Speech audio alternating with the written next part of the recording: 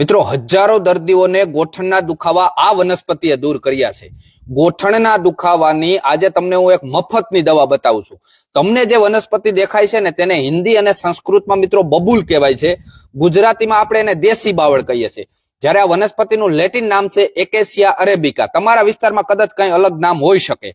ગુજરાતમાં બાવળની મિત્રો ઘણી બધી જાતો જોવા મળે છે. તેમાં ખાસ કરીને બે જાત મુખ્ય છે. એમાં એક છત્રો બાવળ અને દેશી બાવળ.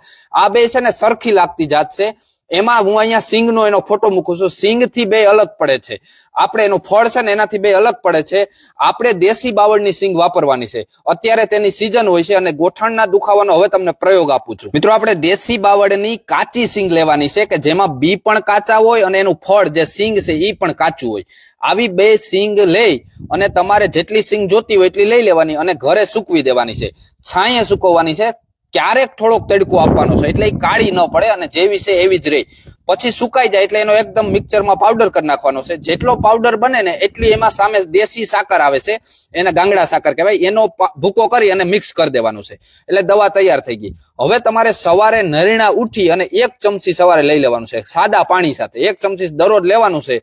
3 મહિના સુધી આ કોર્સ કરવાનો છે. 3 મહિના આ કોર્સ કરશો એટલે તમને અદ્ભુત રિઝલ્ટ મળશે. આવી જ માહિતી માટે મિત્રો આ પેજને તમે ફોલો કરશો. ખૂબ ખૂબ આભાર.